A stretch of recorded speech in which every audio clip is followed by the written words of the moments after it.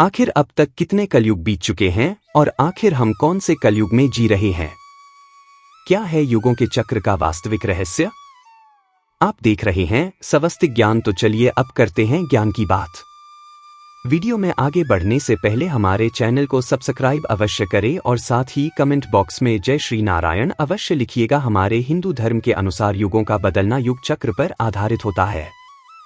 हिंदू धर्म ग्रंथों में 4 युगों का वर्णन किया जाता है, जिसकी शुरुआत सतयुग से होती है, उसके बाद द्वेता युग, फिर द्वापर युग और फिर अंतिम युग यानी कलयुग होता है, जहां पर हम अभी रह रहे हैं।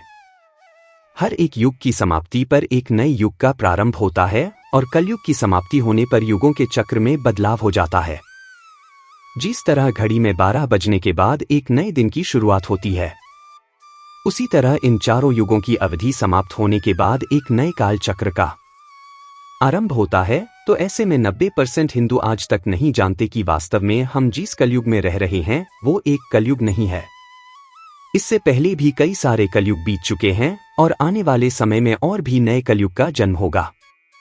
क्नोइस, जिसका विस्तार से वर्णन हमारे हिंदू धार्मिक ग्रंथों में आज भी मौजूद है और इसीलिए हमारे हिंदू धर्म आज की आधुनिक साइंस से कई कदम आगे है। आज के वैज्ञानिक जो महंगी महंगी स्टीलाइट का इस्तेमाल करके अंतरिक्ष को टटोलने में लगे हुए हैं, ग्रहों की दिशा, गुरुत्वाकर्षण बल और नई नई खोज कर रहे हैं, ये सभी हमारे हिंदू धार्मिक ग्रंथों में पहले से ही लिखा जा चुका है। फिर चाहे वो धरती से सूर्य की दूरी हो या फिर अंतरिक्ष की गहराई हो, सूर्य के साथ घोड़े जो सूर्य की रोशनी को अलग अलग साथ में बांटते हो या फिर गॉड पार्टिकल, तो ये संभव है कि अगर धर्म ग्रंथों का बारीकी से अध्ययन किया जाए तो कलयुग की उम्र और कलयुग के चक्र के बारे में पता लगाया जा सकता है, क्योंकि समय एक चक्र है क्नोइस, जिसका पहिया लगातार घूमता रहता है और ये एक चक्र पूरा करने के बाद हमारे युग को बदल देता है। तो चलिए बताते हैं कि किस तरह हम गणना कर सकते हैं कि कितने कलयुग पहले बीत चुके हैं और आज हम किस कलयुग में जीवित हैं। इस सृष्टि के रचयिता, पालनहार और संगारक भगवान विष्णु और महेश को बताया गया है, जिन्हें त्रिदेव भी कहा जाता है। ब्रह्मा जी ने ब्रह्मांड का निर्माण किया है और ब्रह्मा से ही ब्रह्मा जी का जन्म भी हुआ है। लेकिन हमारी सृष्टि का नियम है कि जिसका जन्म हुआ है उसका अंत होना जरूरी है। इसीलिए जिस तरह ब्रह्मा जी का जन्म हुआ है, ठीक उसी प्रकार उनकी मृत्यु भी हुई है और इस तरह हमारे ब्राह्मण का जन्म हुआ है तो उसका अंत भी होगा। लेकिन आपको बता दें कि ये कालखंड इतना लंबा है कि इसके अंत तक अगर कोई जीवित रहता है तो वह अमर हो जाता है।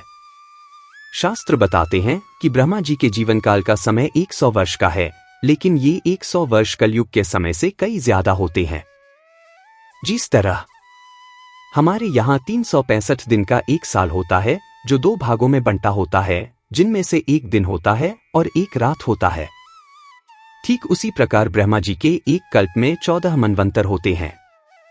एक मनवंतर में 4 युग होते हैं और यही 4 युग सतयुग, त्रेता युग, द्वापर युग और कलयुग है। हमारा कलयुग 4,32,000 वर्षों का है, लेकिन अगर इस समय की गणना ब्रह्मा जी के समय से की जाए तो जब हम मनुष्य के 4 अरब 32 करोड़ साल पूरे होते हैं, तो ये समय ब्रह्मा जी के लिए केवल एक दिन के बराबर होता है। तो आप सोच कर देखिए कि ब्रह्मा जी की उम्र 100 वर्ष की है, तो हमारे समय के अनुसार उनकी आयु कितनी लंबी होगी। तो वही अगर ब्रह्मा जी की आयु की गणना की जाए तो इस समय हम ब्रह्मा जी के 91 साल के पहले दिन में जीवित है। इससे पहले कल्प के 7वें मनवंतर का समय चल रहा है और ये 28वां महायुग है, यानी कि आज से पहले 2447 कलयुग भी चुके हैं और हम 2448वें कलयुग में जीवित हैं। जी हाँ, 200 आपने सही सुना, हम 2448वें कलयुग में जी रहे हैं और हमसे पहले 2447 कलयुग बीत चुके हैं। अब आप में से बहुत सारे लोग बोलेंगे कि आखिर ऐसा संभव कैसे है। तो इस विषय से जुड़ी हुई एक कहानी भी हमारे हिंदू धार्मिक ग्रंथों में मौजूद है। वो कहानी है स्वयं काकभूषणी जी की। ग्रंथों के मुताबिक लोग ऋषि के श्राप के कारण काकभूषणी कावा बन गए थे। श्राप से छुटकारा पाने के लिए उन्हें राम मंत्र और इच्छा मृत्यु का वरदान दिया गया था। इसके बाद उन्होंने पूरे जीवन कौवे के रूप में ही बिताया। काकभूषणी ने ही सबसे पहली रामायण गिरिराज गरुड़ को सुना दी थी और आपको जानकर हैरानी होगी कि हमारे हिंदू धार्मिक ग्रंथों में काकभूषणी को एक टाइम ट्रैवल के रूप में दिखाया गया है। कहते हैं उन्होंने 11 अलग अलग रामायण और 16 अलग अलग महाभारत देखी है। क्नॉइस। अब इससे ये भी साबित होता है कि हो ना हो उन्होंने कलयुग को इतनी बार तो बनते और मिटते हुए दोबारा देखा होगा। उन्होंने ब्रह्मा जी को भी मरते और जीवित होते हुए देखा होगा। क्या पता उन्होंने समांतर ब्राह्मण को भी बनते और बिगड़ती हुए देखा होगा। क्नॉइस। क्या पता उन्होंने पैरेलल यूनिवर्स में जाकर एक दूसरे पृथ्वी पर शायद रामायण और महाभारत को घटित होते हुए देखा होगा। आजकल हम साइंस फिक्शन मूवीज जैसे इंटरस्टेलर, मार्शियन, इन सब जैसी मूवीज को देखकर बहुत प्रेरित होते हैं और सोचते हैं कि क्या ऐसा संभव है, और आपको बता दूं कि ऐसा संभव है। हमारे धार्मिक ग्रंथों में इन सभी चीजों का वर्णन बारीकी से किया गया है।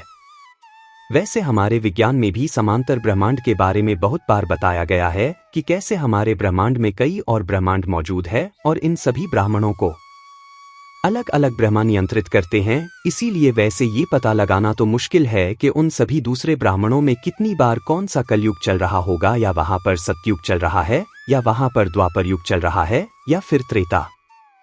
लेकिन ये बात तो निश्चित है कि हो ना हो वहां पर युगों का चक्र भी चला है। जैसे यहां पर आज से पहले 2447 कलयुग बीत चुके हैं।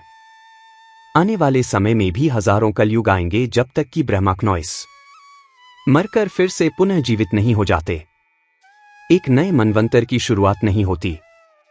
जैसे ही 4,32,000 वर्ष बीतेंगे कलयुग का अंत होगा, सतयुग की शुरुआत होगी और ब्रह्मा जी का एक दिन नष्ट हो जाएगा। तब समय का चक्र फिर से घूमेगा, फिर द्वापर युग, फिर श्वेता युग, फिर कलयुग आएगा। लेकिन जैसे जैसे कलयुग का अंत निकट आएगा वैसे वैसे धरती पर पाप पड़ने लगेगा और इस धरती पर धर्म का नाश होता जाएगा। जल्द ही इस धरती पर से इस कलयुग का भी विनाश हो जाएगा और समय चक्र फिर से दोबारा शुरू हो जाएगा। इस विषय में आप क्या बन रहा है, अपने बॉक्स में हमें अवश्य बताइए। अगर आपको हमारी ये जानकारी अच्छी लगी है तो वीडियो को लाइक कीजिए, हमारे स्वास्थ्य ज्ञान चैनल को सब्सक्राइब कीजिए और ज्यादा से ज्यादा शेयर भी कीजिए। क्नॉइस। तो मिलेंगे अगली बार एक नई खास वीडियो के साथ। अब तक तो रहिए संपूर्ण ज्ञान का केंद्र में तो स्वास्थ्य ज्ञान।